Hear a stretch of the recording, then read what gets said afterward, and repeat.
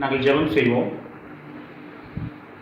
மகா இரக்கமுள்ள நல்ல ஆண்டவரே, இந்த பரிசுத்தமான நல்ல ஓய்வு நாளுக்காக நமக்கு நன்றி இயேசு. அன்பான இயேசுவே, இந்த காணொளி மூலமாக நடைபெறுகிற இந்த ஆராதனை உங்கள் கருத்தில் ஒப்படைக்கிறது. கர்த்தாவே, நீங்கள் இந்த ஆராதனையில் இடைப்படுங்கள் இயேசுவே. விசேஷமாக அந்த நாளிலும் கூட இந்த ஆராதனையிலே ஜெபிக்கின்ற, உடைய வசனத்தை வாசிக்கின்ற, உடைய பாடல்களை பாடுகின்ற, விசேஷமாக உடைய வார்த்தையை பகிர்ந்து கொள்கின்ற தாசனூடாக நீங்கள் இடைப்படுங்கள் இயேசுவே. விசேஷமாக இந்த காணொளியின் மூலமாக இந்த ஆராதனையை கண்டு கழிக்கின்ற ஒவ்வொருவருக்கும் இந்த ஆராதனை ஒரு ஆசீர்வாதமான ஆராதனையாக அமைய கடவுள் உதவி செய்ய வேண்டுமா ஜெபிக்கிறேன் இயேசுவே. இந்த ஆராதனை ஆரம்பம் முதல் இறுதி வரை உடைய பிரசன்னமும் உடைய வழிநடத்துதலும் உடைய அபிஷேகமும் எங்களோடு கூட இருக்க வேண்டுமா ஜெபிக்கிறோம். இயேசு கிறிஸ்துவின் நாமத்தில் ஜெபிக்கின்றேன் நல்ல பிதாவே, ஆமென். நான் நிற்கும் பூமி நிலை குலைந்து அழிந்தாலும் என் நம்பிக்கையின் அஸ்திவாரம் அசைந்தாலும், நான் நிற்கும் பூமி நிலை குலைந்து அழிந்தாலும் என் நம்பிக்கையின் அஸ்திவாரம் அசைந்தாலும், நான் நம்புவதற்கு ஒன்றும் இல்லை என்றாலும் நம்புவேன் என்னை ஒருவரை. நான் நம்புவதற்கு ஒன்றும் இல்லை என்றாலும் நம்புவேன் என்னை ஒருவரை. நம்புவேன் என்னை ஒருவரை. நம்புவேன் என்னை ஒருவரை. நம்புவேன் என்னை ஒருவரை. நம்புவேன் என்னை ஒருவரை.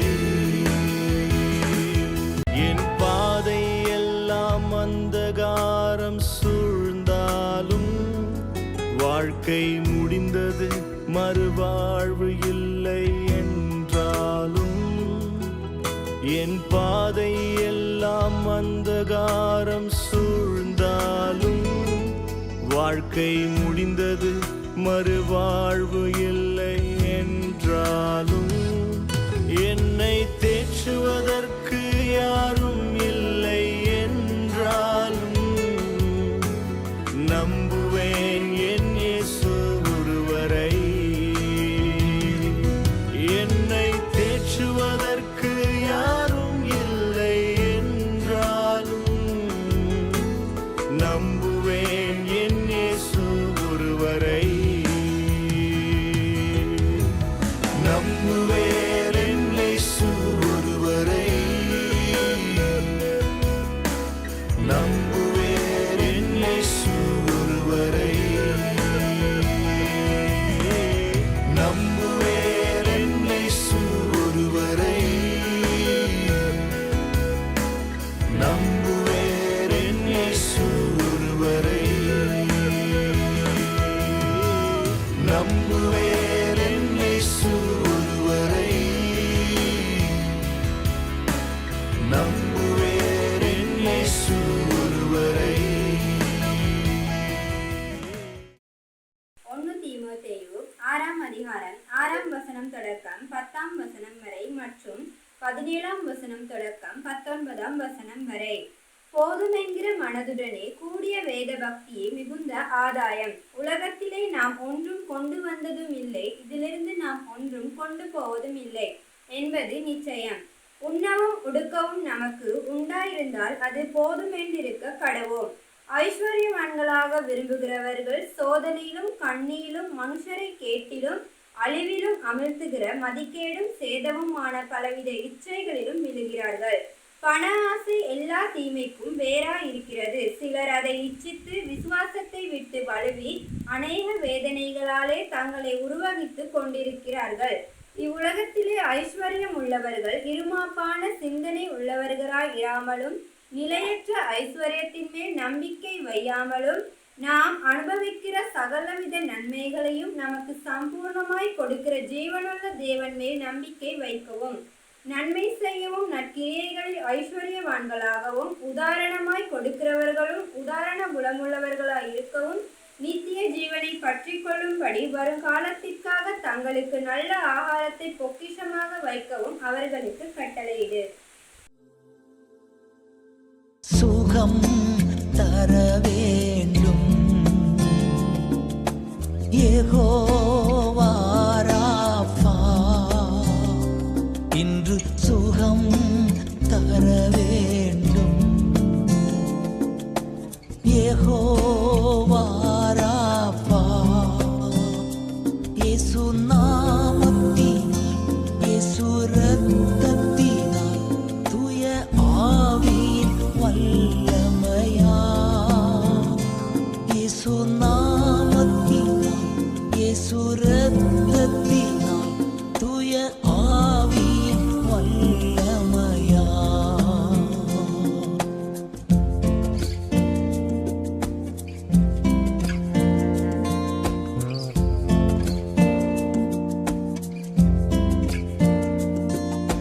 நிமிர முடியாத மகளை அன்று நிமிர்ந்து துதிக்கச் செய்தி,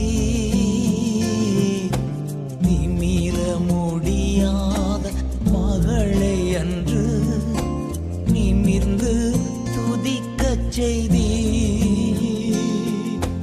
நிரந்தரமா குணமாக்கி உமக்காய் வாழச் செய்தி, நிரந்தரமா குணமாக்கி உமக்காய் வாழச் செய்தி. சுகம் தர வேண்டும் யெகோவா ராஃபா, இன்று சுகம் தர வேண்டும்,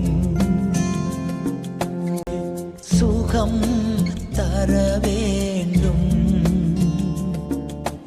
யெகோவா ராஃபா,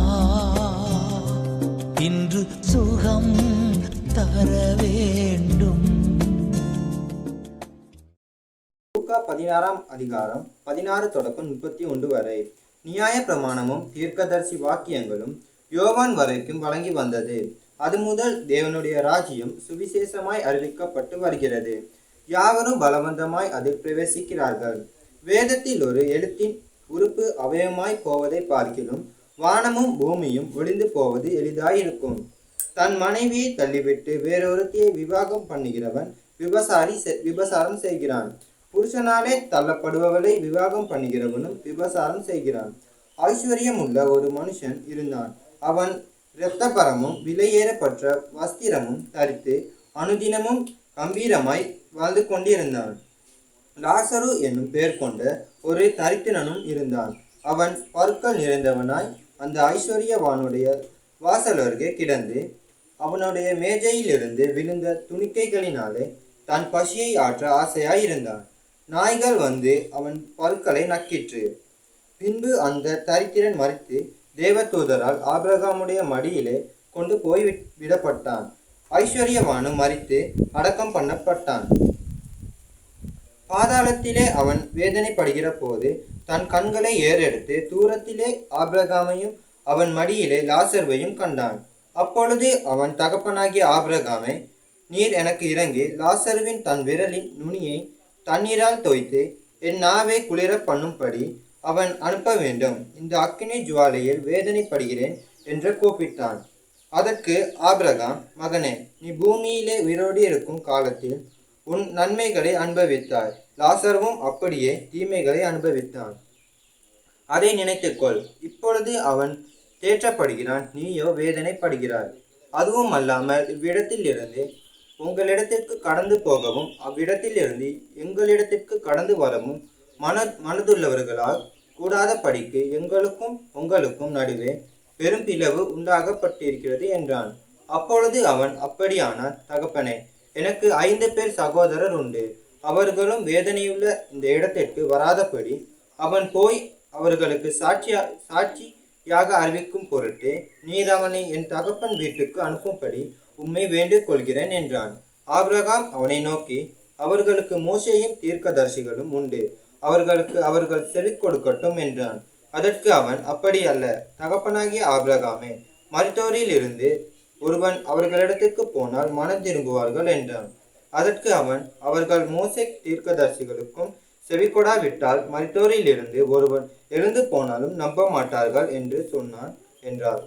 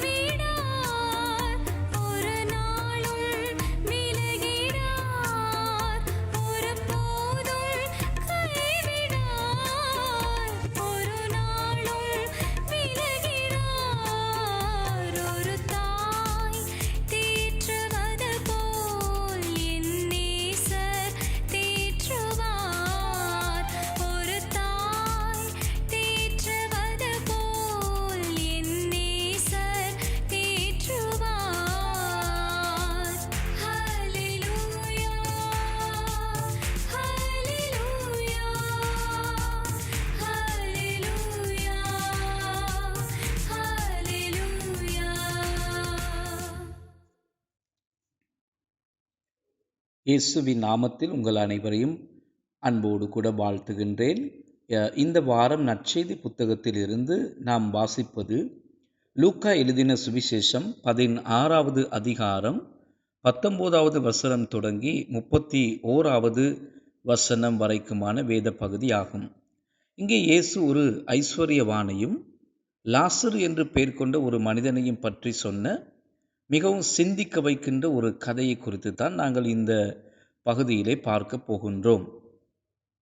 பூமியிலே இந்த ஐஸ்வர்யவான் வாழ்ந்த விதத்துக்கும் பூமியில் அந்த தரித்திரனாகிய லாசரு அனுபவித்த துன்பத்துக்கும் பின்பு நித்தியத்தில் அந்த ஐஸ்வர்யவான் வேதனைப்படுவதையும் லாசரு அங்கே நித்தியத்தில் தேவனாலே தேற்றப்படுவதையும் மிக அழகாக ஒப்பீடு செய்து காண்பித்து கொடுக்கின்றார் ஆண்டவராகிய இயேசு கிறிஸ்து. இந்த கதையை நாம் பார்ப்பதற்கு முன்பாக ஒரு சில விடயங்களை நாம் அவதானிப்பது நல்லது என்று நினைக்கின்றேன். இந்த பகுதியில் இயேசு அந்த ஐஸ்வர்யவானுடைய பெயரை குறிப்பிடவில்லை. ஆனால் அந்த தரித்திரனாகிய மனிதனுடைய பெயர் லாசர் என்று அங்கே குறிப்பிடப்பட்டிருக்கின்றது. அவனுடைய பெயரை இயேசு குறிப்பிட்டுள்ளது குறிப்பிடத்தக்க ஒரு விடயமாக இங்கே காணப்படுகின்றது. இந்த உலகில் முக்கியமான பிரபலமானவர்கள் அநேக பேர் இருக்கிறார்கள். அது குறிப்பிடத்தக்க ஒரு முக்கியமான காரியம்தான். எல்லாருக்கும் அவர்களின் பெயர்கள் தெரியும். பிரபலமானவர்களை அநேகர் அறிந்திருக்கிறார்கள். ஆனால் பூமியில் உள்ள அனைவருக்கும் அவர்களின் பெயர்கள் தெரியும் என்பதற்காக அவர்களின் பெயர்கள் ஆட்டுக்குட்டியானுடைய ஜீவ புஸ்தகத்திலே எழுதப்பட்டிருக்கிறது என்று அர்த்தம் கிடையாது. அவர்களின் பெயர்கள் இயேசுவால் அறியப்பட்டிருக்கின்றது என்ற அர்த்தமும் கிடையாது. பிரபலமானவர்கள் என்பதால் அவர்களின் பெயர்கள் பரலோகத்தில் அறியப்பட்டிருக்கிறது என்று ஒருபோது நினைக்க முடியாது. இயேசு நிச்சயமாக அனைவரையும் அறிந்திருக்கிறார், அது உண்மை. அவர் எல்லாரையும் நேசிக்கிறார், அதுவும் உண்மை. ஆனால் எல்லாருடைய பெயரும் அவருடைய ஜீவ புஸ்தகத்தில் எழுதப்படவில்லை. ஆகவே இந்த பூமியில் யாரெல்லாம் மதிப்பு மிக்கவர்களாக, பிரபலமானவர்களாக, முக்கியஸ்தர்களாக வாழ்கின்றார்களோ அப்படிப்பட்டவர்களுக்கு இந்த பூமியில எப்படி மதிப்பு கிடைத்ததோ அதே விதமான மதிப்பும் முக்கியத்துவமும் பரலோகத்தில் இருக்கும் என்று இந்த பூமிக்குரிய கண்ணோட்டத்திலே நாம் பார்த்து மதிப்பிட முடியாது. அப்படிப்பட்ட ஒரு முடிவுக்கு வரவும் முடியாது. பூமியில் மக்கள் வாழும் வாழ்க்கை நித்தியத்தில் வரவிருக்கும் யதார்த்தத்தில் இருந்து மிகவும் வித்தியாசமானதாக இருக்கலாம். வாருங்கள், நாம் இயேசு சொன்ன இந்த கதை இப்போது பார்ப்போம். இரத்தாம்பரமும் விலையேறப்பெற்ற வஸ்திரமும் தரித்து அனுதினமும் சம்பிரமமாய் வாழ்ந்து கொண்டிருந்த ஒரு ஐஸ்வர்யவான் இருக்கின்றான். அதே அந்த மனிதனுடைய வாசல் அருகே இருந்த ஒரு மனிதனை பற்றி சொல்வதற்கு முன்பாக நான் ஒரு விடயத்தை உங்களுக்கு கூற விரும்புகிறேன். நான் இந்த செய்திக்கூடாக உங்களுக்கு காண்பித்து கொடுக்கின்ற காரியம் என்னவென்றால், பணக்காரர்களாகவோ அல்லது ஐஸ்வர்யவான்களாகவோ இருக்கும் அனைவரும் பாவிகள் என்பது அல்ல. நான் காண்பித்து கொடுக்க விரும்புகின்ற முக்கியமான விடயம் என்னவென்றால், பண ஆசையானது எல்லா தீமைகளுக்கும் வேர். மற்றவர்கள் மீது இரக்கமற்ற தன்மையும் அவர்களை பற்றிய கரிசனை குறைவும் மிக தவறான ஒரு காரியமாக இருக்கின்றது. ஆனால் பணக்காரராக இருப்பதும் அநேக செல்வங்களை பெற்றிருப்பதும் பாவம் கிடையாது. எனவே நாம் இதை ஆரம்பத்திலிருந்தே புரிந்து கொள்ள வேண்டும். நான் உங்களுக்கு தெளிவுபடுத்த விரும்புகிறேன். பிரச்சனை எங்கே இருக்கிறது என்பதை நான் இந்த செய்தியிலே உங்களுக்கு காண்பித்து கொடுக்கின்றேன்.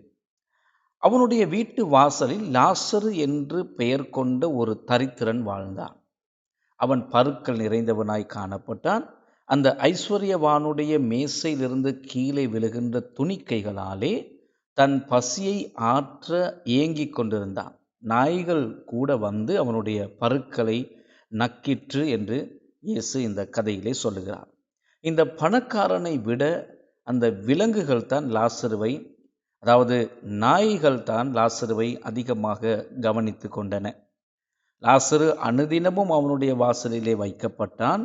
ஆனால் அந்த ஐஸ்வர்யவான் எந்த விதமான அக்கறையும் காட்டவில்லை.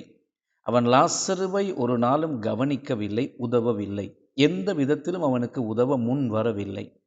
தன்னை சுற்றியுள்ள எந்த நபரினதும் துன்பத்தையோ போராட்டத்தையோ பற்றி கவலைப்படாமல் அவன் தன்னுடைய ஆடம்பரமான வாழ்க்கை மிக சம்பிரமமாக அனுதினமும் வாழ்ந்து வந்தான் என்று நாங்கள் பார்க்கிறோம். ஒரு நாள் அந்த தரித்திரன் மரித்து போனான். அவன் மரித்த பின்பு அவன் தேவ தூதர்களாலே அழைப்பிக்கப்பட்டு ஆபிரகாம் இருக்கின்ற இடத்துக்கு அங்கே கொண்டு போகப்படுகின்றான் அல்லது அழைத்து செல்லப்படுகின்றான்.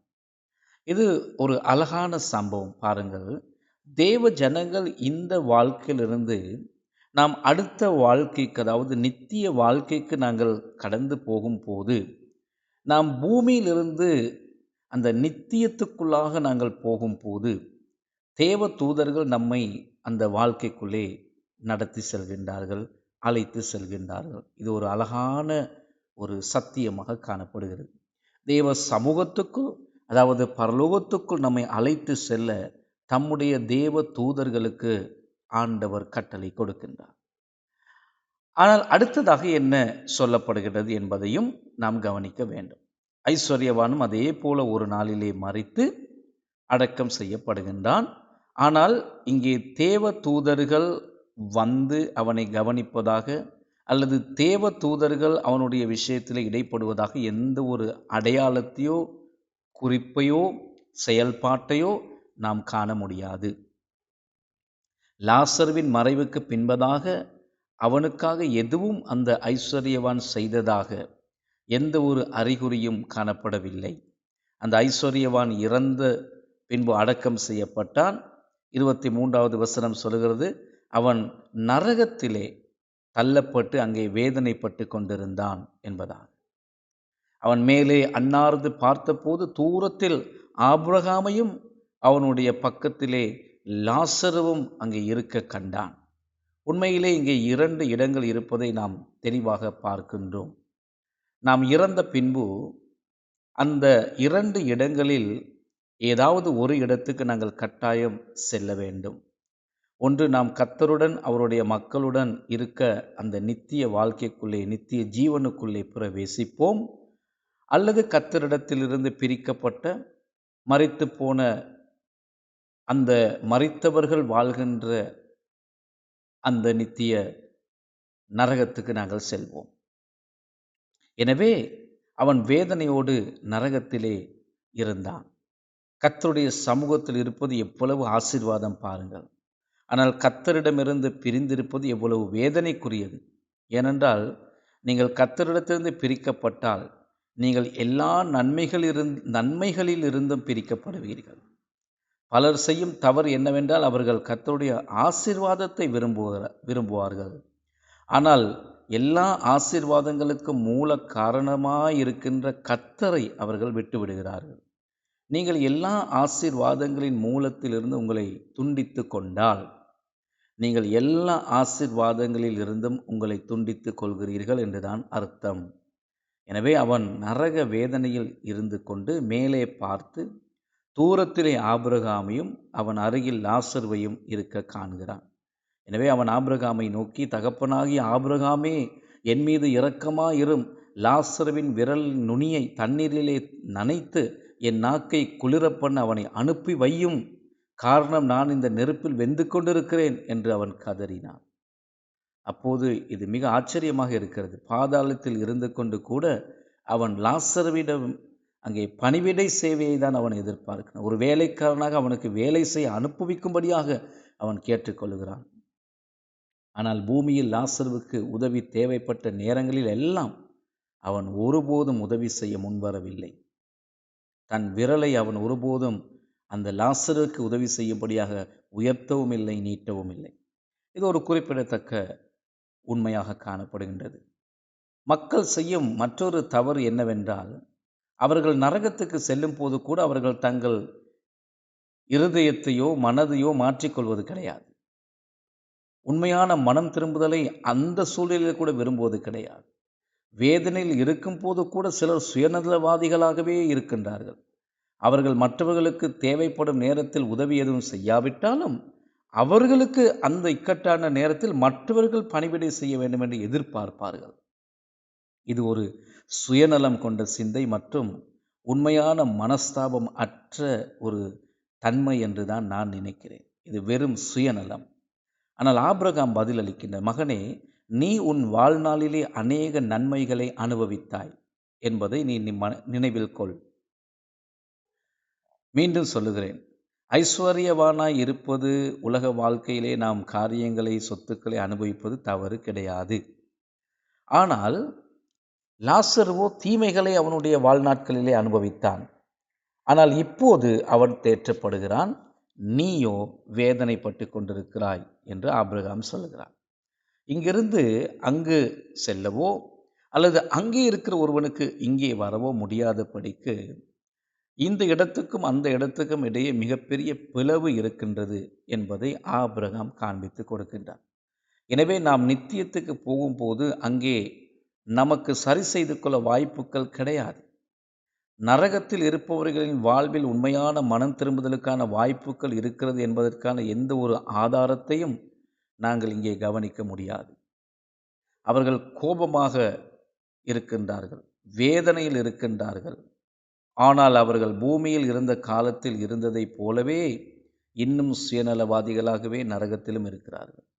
ஆனால் நமது நித்தியத்தை தீர்மானிக்க போகும் ஒரு முக்கியமான முடிவை எடுக்க வேண்டிய நேரம் நமக்கு வந்திருக்கிறது. நாம் மரிப்பதற்கு முன்பாக அந்த தீர்மானத்தை எடுக்க வேண்டும்.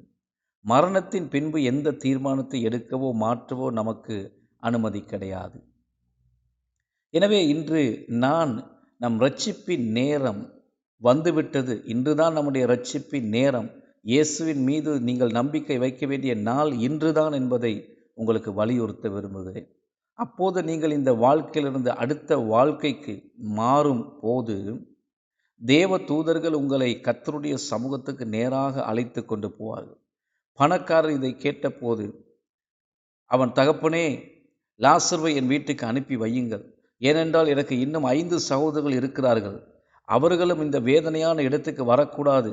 ஆகவே லாசரு போய் அவர்களை எச்சரிக்கப்படி இவனை அங்கே அனுப்பி வையும் என்று ஆபிரகாமிடத்திலே அந்த ஐஸ்வர்யவான் அல்லது பணக்காரன் கேட்டுக்கொள்கிறான்.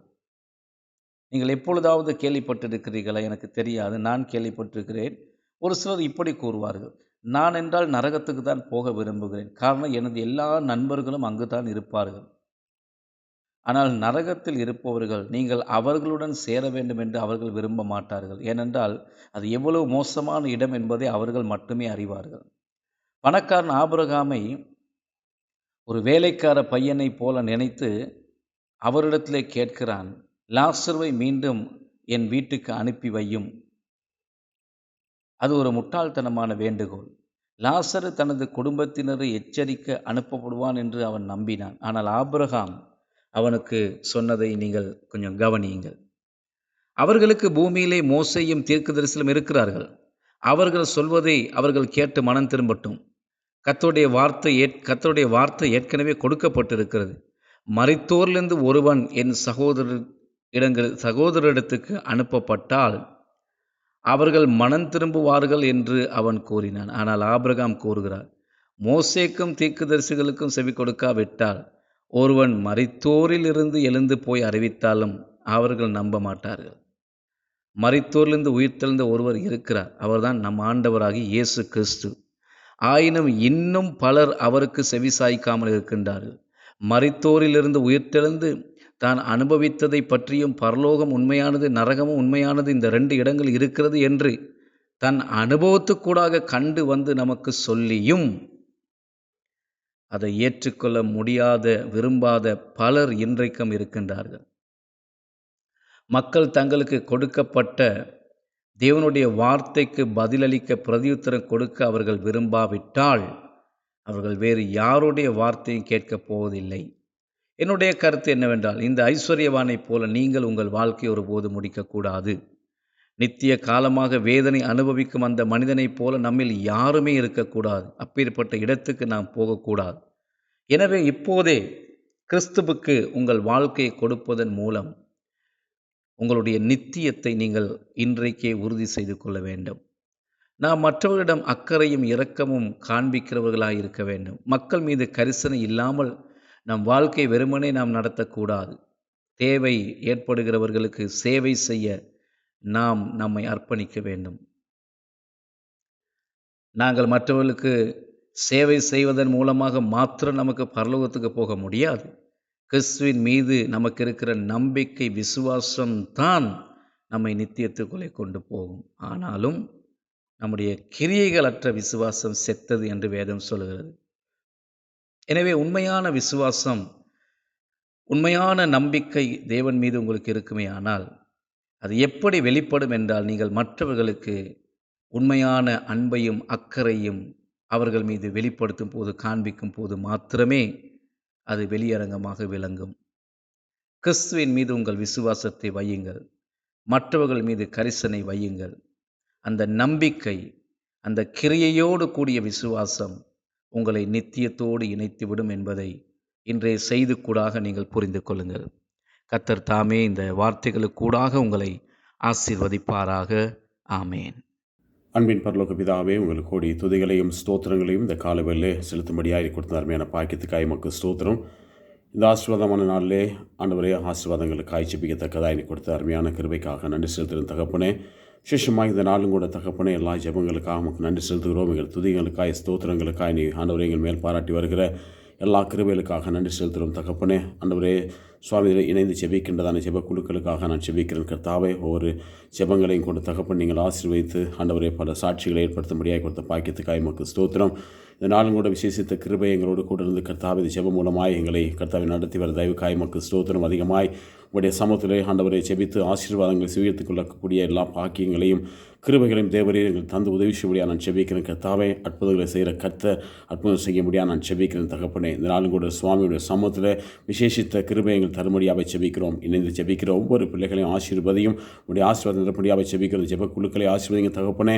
ஆண்டவர் இந்த ஜெபத்தில் பங்கு பெற்றதான ஒவ்வொரு பிள்ளைகளையும் கூட தகப்பனை இன்னும் அதிகமாய் உற்சாகப்படுத்த முடியாது நான் செபிக்கிறேன் கர்த்தாவே. ஜெபங்களை வலியுறுத்தி வருகிறதான அருமையான தேவ பிள்ளைகளுக்காய் மக்கள் ஸ்தோத்திரம். விசேஷமாய் கர்த்தாவே இந்த ஜெபங்கள் நடத்துகிற ஒருங்கிணைப்பதற்காக நன்றி செலுத்துகிறோம். ஒருங்கிணைப்பாளர்கள் ஒவ்வொருவரையும் ஆண்டவரே அவர்கள் செய்கிறதான வேண்டுகிறதான ஒவ்வொரு விண்ணப்பங்களையும் தேவைகளையும் கூட கர்த்தாவே நீர் ஆயத்தப்படுத்தி கொடுத்து இந்த ஆண்டவரே உடைய ஆசீர்வாதங்களை கட்டள முடியாது நான் செபிக்கிறேன் சுவாமி. தொடர்ந்து பொறுப்பேற்றுக் கொள்ளுங்க. இல்லை இணைந்து செபிக்க வேண்டிய எல்லா கிருபைகளையும் நீ கொடுக்க முடியாத செபிக்கிறேன் சுவாமி. நீ செய்த எல்லா நன்மையான காரியங்களுக்காக நன்றி செலுத்துகிற சுவாமி. அனைத்து கர்த்தாவே அந்த திறப்பில் நிற்கிற அனைத்து பிள்ளைகளையும் நீங்களை கூட இருந்து வலியுறுத்தி காத்துக்கொள்ள முடியாது. இயேசு நாமத்தில் செபிக்கின்றோம் பிதாவே. ஆமேன் ஆமேன் ஆமேன். நம்முடைய கர்த்தராகிய இயேசு கிறிஸ்துவின் கிருபையும் பிதாகிய தேவனுடைய அன்பும் பரிசுத்தாவியானுடைய ஐக்கியமும் நம் மனவரோடு கூட அவர் வரவரைக்கும் இருப்பதாக. ஆமென்.